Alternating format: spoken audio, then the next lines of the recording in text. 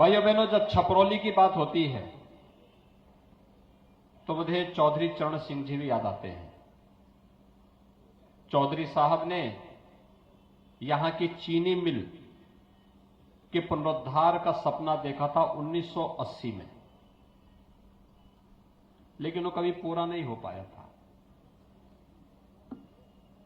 जब आपने सहेंद्र सिंह रमाला जी को विधायक बनाया और डॉक्टर सत्यपाल सिंह सांसद बने, तो इन दोनों ने जब प्रयास किया तो चौधरी साहब तो ये बोलते थे कि इस चीनी मिल का थोड़ा पुनरुद्धार हो जाए। हमने यहां पर नई क्षमता के साथ एक नई चीनी मिल ही दे दी है और नई चीनी मिल यहां के किसानों की सेवा कर रही है। भाइयों बहनों, पूरा महादेव की जब मैं चर्चा कर रहा था तो पश्चिमी उत्तर प्रदेश में कावड़ यात्रा की चर्चा भी होती है। याद करिए, पहले कावड़ यात्रा पे रोक लगती थी और समाजवादी पार्टी का मतलब तो जो मुजफ्फरनगर का दंगा करवा दे, कोसी कला में दंगा करवा दे, सचिन और गौरव जैसे युवकों की हत्या इसलिए हो जाती है क्योंकि उन नौजवानों ने अपनी बहन की रक्षा करने के लिए वे गए थे और इस आधार पर उनकी निर्दोष नौजवानों की हत्या कर दी जाती है। 60 से अधिक हिंदू मारे गए थे मुजफ्फरनगर दंगे में और 1500 से अधिक हिंदुओं को जेल में बंद कर दिया था। गांव के गांव खाली हो गए थे और कैसे बंदूकों से भून रहे थे हिंदुओं को। सपा की यही पहचान है। यहां पर कभी मुजफ्फरनगर के किसानों पर, मुजफ्फरनगर के निर्दोष नौजवानों पर कभी गोली चला करके और कभी अयोध्या में राम भक्तों पर गोली चलाने का पाप भी और उसका दाग भी इनकी टोपी पर लगा हुआ है।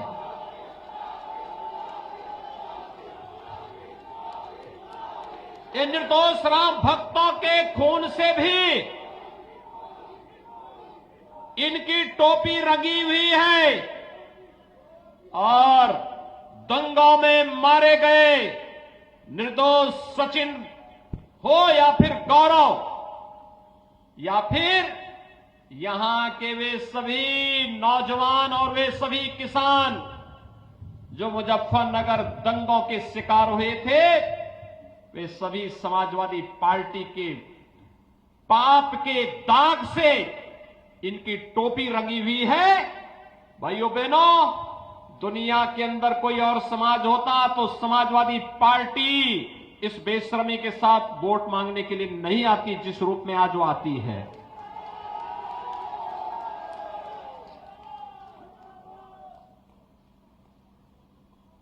बेटियों की सुरक्षा के लिए तो खतरे थे।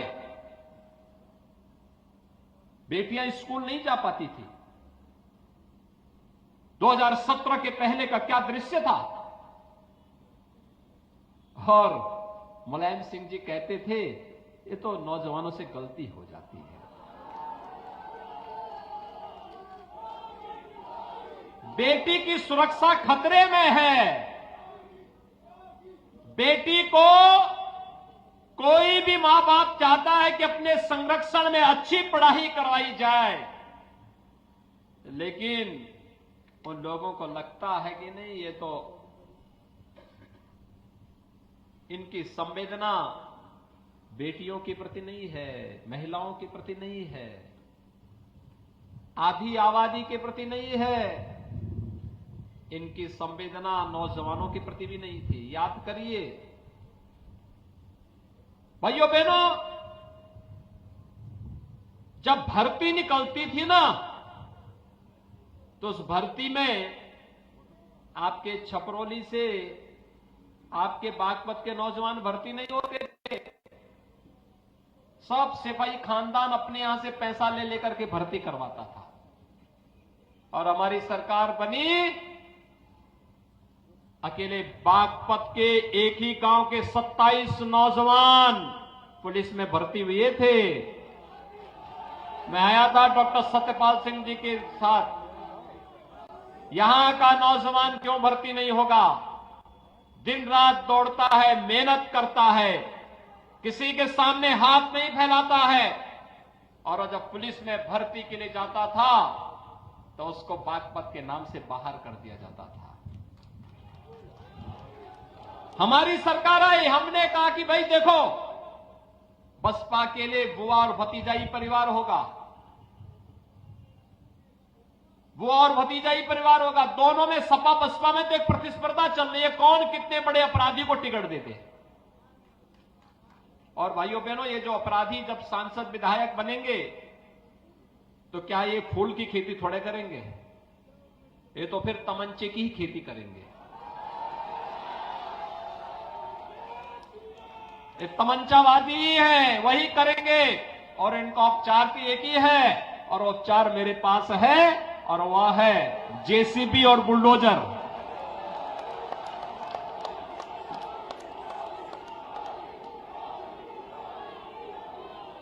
इनका उपचार तो एक ही है कि कानून का राज, और थोड़ी भी किसी संभ्रांत व्यक्ति, सम्मानित व्यक्ति और किसी नौजवान के साथ, उसके जीवन के साथ खिलवाड़ किया, किसी बेटी की सुरक्षा के साथ खिलवाड़ किया, किसी व्यापारी का अपहरण किया, तो फिर इस स्थिति में पहुंचा दो कि वह गले में तख्ती लटका करके फिरता रहे कि साहब बकस दो, अब सब्जी बेच करके ही खानदान की परवरिश करूंगा। क्या यह हिम्मत है समाजवादी पार्टी या बहुजन समाजवादी पार्टी या कांग्रेस में कि इन गुंडों से इस प्रकार की भीख मंगवा सके? नहीं है, नहीं कर सकते। ये दल तो इन माफिया और अपराधियों के सामने नाक रगड़ते हैं, और इसीलिए माफिया और अपराधी सिर चढ़ करके प्रदेश की जनता का जीना हराम कर दिए थे। ये भारतीय जनता पार्टी की सरकार थी, इन अपराधियों को उनकी जगह पहुंचाने का काम कर दिया। पहले कावड़ यात्रा निकलती थी, ये हमला करते थे। अब तो कावड़ यात्रा निकलती है और ऊपर से हेलीकॉप्टर से मैं साथ साथ भेजता हूं, हेलीकॉप्टर को भी देखते रहो। कावड़ यात्राओं पर पुष्प वर्षा करना, लेकिन अगर किसी ने किसी कावड़ यात्रा को निर्दोष व्यक्ति को छेड़ना तो ऊपर से उसका काम तमाम कर देना। भाइयों बहनों, पिछली सरकार सुरक्षा के साथ खिलवाड़ करती थी, और मैं इसीलिए आपसे कहने के लिए आया हूं। आपने देखा होगा हर तीसरे दिन एक दंगा होता था, हर तीसरे दिन एक दंगा। क्या पिछले 5 साल में कोई दंगा हुआ? नहीं। दिल्ली में जब दंगा हो गया तब भी यहां दंगा करने की हिम्मत नहीं कर पाए, क्योंकि मालूम था यहां दंगा करेंगे तो पूरा सब कुछ बिक जाएगा, बोरिया बिस्तर बांध करके जाना पड़ेगा। अब उत्तर प्रदेश में किसी माई के लाल की हिम्मत नहीं कि उत्तर प्रदेश के व्यापारियों को, उत्तर प्रदेश के नौजवानों को पलायन करने के लिए मजबूर कर सके। उत्तर प्रदेश अब प्रगति करेगा, हाईवे ऐसे बनेंगे जैसे आपके सामने हाईवे बन रहा है। ये हाईवे में तो सपा ने रोका हुआ था, नहीं बनने दे रही थी। भारत सरकार पैसा देना चाहती थी, और सपा इसलिए नहीं बनने देना चाहती थी क्योंकि वो अपना मनपसंद ठेकेदार नहीं दे पा रहा था।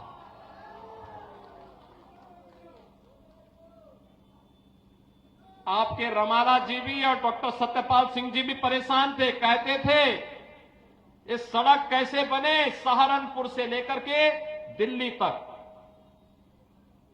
मैंने जब इसकी जांच की तो पता लगा कि सरकार ने इसमें 800 करोड़ रुपए का एक वो बना के रखा हुआ है। तो मैंने कहा जनता का इसमें क्या दोष जी? कहा साहब 800 करोड़ कौन भरेगा? मैंने कहा भाई देखो 800 करोड़ कोई नहीं भरेगा, मैं भरूंगा, चिंता मत करो, लेकिन सड़क नहीं रुकनी चाहिए। भाइयों बहनों, कार्य करने के लिए दम चाहिए। अपराधियों के सामने दुम दबा करके जो लोग घिघियाते थे वे सत्ता का संचालन नहीं कर सकते। वे लोग, उनको बोलो वे अपने परिवार का ही संचालन कर लें। उन लोगों को सत्ता से दूर ही रखना, और सत्ता से दूर जैसे कोयले को चिमटा पकड़ करके दूर किया जाता है ना, क्योंकि हाथ से छूओगे तो हाथ जलाएगा, या गर्म होगा तो हाथ जलाएगा, और अगर बुझा होगा तो हाथ को काला करेगा। और इसलिए भाइयों बहनों, सपा और उसके गठबंधन को वोट देने का मतलब जो निर्दोष लोग मुजफ्फरनगर दंगे में मारे गए थे उनका अपमान करना होगा।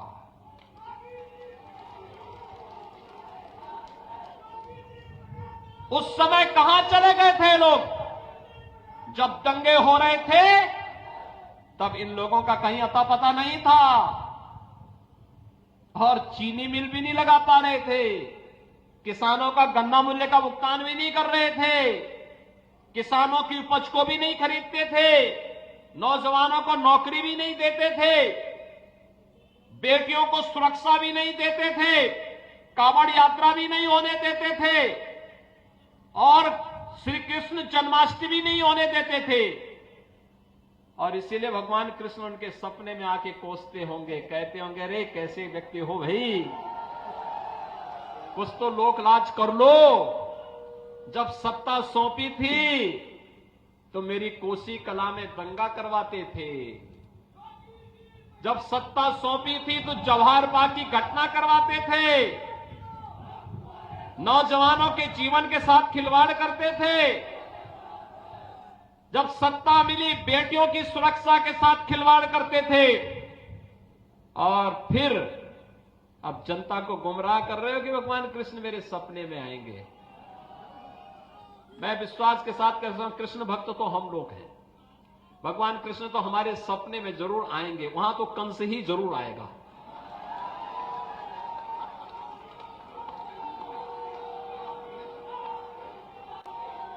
कंस भी इस बात के लिए तरस रहा होगा कि मेरा भी कोई अवतार चलो हो रहा है। और इसलिए भाइयों बहनों, देखिए, सरकार जब बनती है कैसे गरीबों के हित के लिए कार्य होते हैं। ये तीनों दलों में होड़ लगी है। किस बात की होड़ लगी है? कौन कितने बड़े अपराधी को टिकट दे दे। कांग्रेस में, सपा में, बसपा में एक एक ढूंढ ढूंढ करके लाई जा रहे हैं। विकास उनका एजेंडा नहीं है। कहते हैं हम बिजली फ्री दे देंगे। अरे तुम्हारे यहां तो बिजली नहीं आती थी क्या? सपा की सरकार के समय बिजली मिलती थी क्या? उनसे कोई उम्मीद करते हैं क्या? कोई विश्वास करते हैं? वे तो अंधेरे में रहने के आदी हैं, क्योंकि चांदनी रात चोरों को अच्छी नहीं लगती। ये बिजली उनको कहां से अच्छी लग जाएगी? आज तो गांव-गांव में जब बिजली जलती है, 24 घंटे बिजली जलती है। पहले हमारे किसान भाइयों के यहां, अन्नदाता किसान के खेत से पंपिंग सेट भी चोरी हो जाता था। आज कोई चोरी करने का दुस्साहस करेगा? आज तो नहीं करेगा। और इसलिए भाइयों बहनों, कहते हैं हम ये करेंगे। अरे जब मौका मिला था तब क्या किया था ये तो बताओ। चर्चा तो तीनों सरकारों को करना चाहिए। कांग्रेस ने क्या किया, समाजवादी पार्टी 4 बार की क्या किया, बहुजन समाजवादी पार्टी 3 बार की, उसने क्या किया। और मैं दावे के साथ कह सकता हूं, कांग्रेस का पूरा कार्यकाल, समाजवादी पार्टी के 4 बार के कार्यकाल, बहुजन समाजवादी पार्टी के 3 बार के कार्यकाल को जोड़ लो, जितना वह जोड़ करके आता है, अगर उससे ज्यादा भारतीय जनता पार्टी की सरकार ने नहीं किया है तो भाइयों बहनों, मैं वोट मांगने नहीं आऊंगा।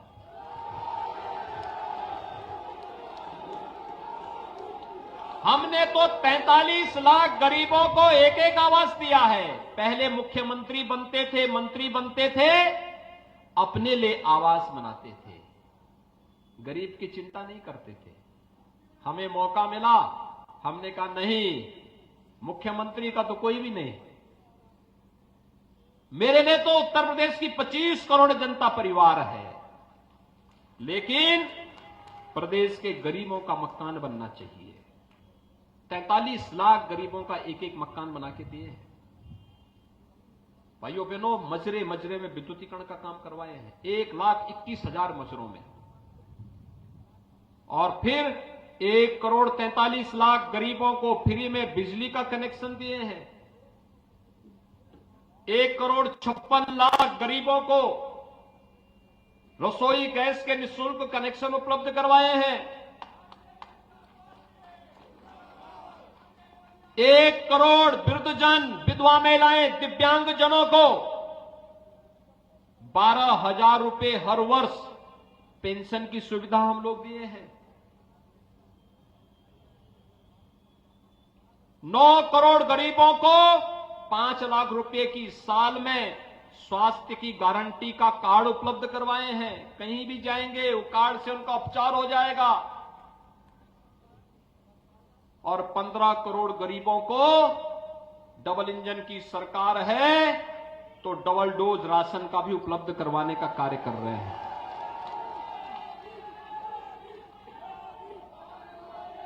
भाइयों बहनों, ये सरकार है। एशिया का सबसे बड़ा एयरपोर्ट आपके बगल में जेवर में हम लोग बना रहे हैं।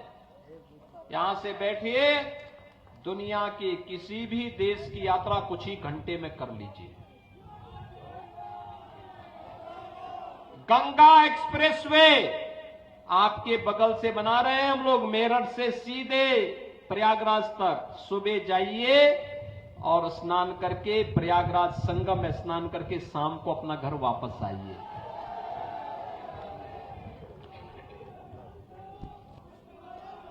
समाजवादी पार्टी तमंचों की फैक्ट्री लगाती थी, हमने उसको बैन करके कहा नहीं, डिफेंस कॉरिडोर बनेगा। डिफेंस कॉरिडोर तो बनेगी जो पाकिस्तान की सीमा पे गड़गड़ाएगी। पाकिस्तान के अंदर घुस करके हमारे भारत के जवान, बागपत में पैदा हुआ जवान पाकिस्तान के अंदर में जाकर के दुश्मनों की छाती में मूंग दलने का काम करेगा। वो तोप यहां बनेगी यूपी में। सपा के मुखिया कहते हैं कि पाकिस्तान तो सर्टिफिकेट पाकिस्तान को देता है। वो गन्ना की चिंता नहीं करता, वो जिन्ना की उनको चिंता है। और इसलिए भाइयों बहनों, मेरी आप सबसे अपील है, वहां विकास के नाम पे क्या होता था?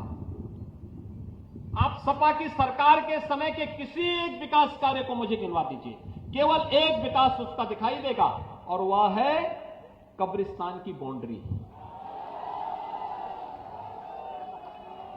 कब्रिस्तान की बाउंड्री के अलावा कोई विकास वहां हुआ ही नहीं। और भाइयों बहनों, हमारी सरकार में उत्तर प्रदेश के 700 मंदिर या धाम, इनके लिए पैसा दे करके इनका सुंदरीकरण का कार्य किया गया है। कैसे विकास होता है, ये विकास का मॉडल है। और इसीलिए मैं आप सबसे अपील करने के लिए आया हूं। सहेंद्र सिंह रमाला जी ने छपरौली की चीनी मिल लगाने के लिए सरकार के साथ कहा था। इन्होंने कहा था उस समय कि साहब, चौधरी साहब को नहीं आई हूं। चौधरी साहब ने 1980 में कहा था कि इस चीनी मिल का विस्तारीकरण होना चाहिए। सपा, बसपा, कांग्रेस सभी दल आ गए, कोई नहीं कर पाया। लोक दल भी उनके साथ था, तब भी नहीं कर पाए। चौधरी साहब का सपना नहीं पूरा कर पाए। इन्होंने कहा कि सरकार में दम है तो सरकार दिखा दे अपना दम, और फिर अगर सरकार हमारे यहां के किसानों का इस कार्य को करती है तो मैं भी बिना किसी शर्त के भारतीय जनता पार्टी के साथ मिलकर के फिर आगे की राजनीति करूंगा। और भाइयों बहनों, हमने कहा भी ये तो अन्नदाता किसानों का मामला है, ये हम करेंगे। आपने सांसद जी को बुलवाइए, नई चीनी मिल लगा दी आपके रमाला में। ये सामने दिखाई दे रही थी, मैं जब आ रहा था सामने चीनी मिल दिखाई दे रही थी। मैं आया था उद्घाटन के समय में भी। और भाइयों बहनों, चौधरी साहब के सपने को सही मायने में साकार डॉक्टर सत्यपाल सिंह और सहेंद्र सिंह रामाला ने किया है।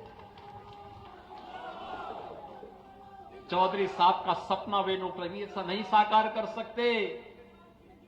जब मुजफ्फरनगर का दंगा होता है, वे एक बार भी हालचाल लेने तक नहीं जाते हैं, एक भी बार हालचाल लेने नहीं गए, और वही गलती फिर से दोहराने का प्रयास कर रहे हैं।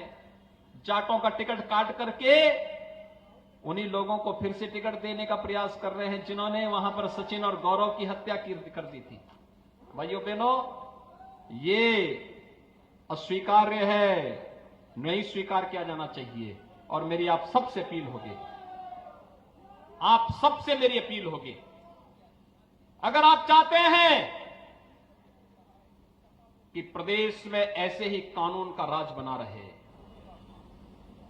अगर आप चाहते हैं कि थानों का संचालन कोई हिस्ट्री शीटर न करे, अगर आप चाहते हैं कि तुष्टीकरण की जिस नीति को सपा ने, बसपा ने, कांग्रेस ने प्रदेश के अंदर लागू करके प्रदेश को दंगों की आग में झोंका था, ये बंद होना ही चाहिए।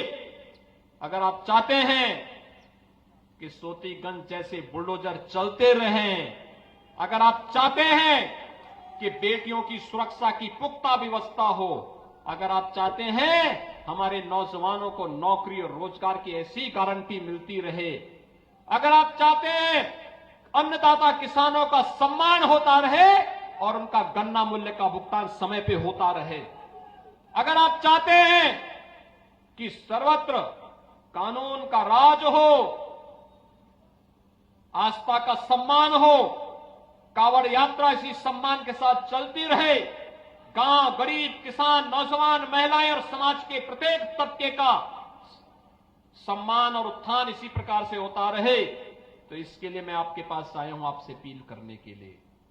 अपील एक ही, भारतीय जनता पार्टी ही राष्ट्रवाद, सुशासन और विकास के इस अभियान को आगे बढ़ा सकती, मात्र भारतीय जनता पार्टी। और भारतीय जनता पार्टी में जानता हूं, चुनाव आयोग ने कुछ गाइडलाइन तय की, उस गाइडलाइन के अनुसार यहां सीमित संख्या में लोग हैं। मैं देख रहा था बाहर भी, सड़कों पर भी चारों तरफ हजारों लोग खड़े हैं। मेरी भी इच्छा थी उनके बीच में आने की। मैं तो रमाला जी को बहुत दिन से कह रहा था कि मुझे आना है छपरौली में। और भाइयों बहनों, मैं आज सबके बीच में इसीलिए आया हूं आपसे कहने के लिए कि आप सब जानते हैं कि बहुत ज्यादा हम लोग बड़ी सभाएं नहीं कर पाएंगे।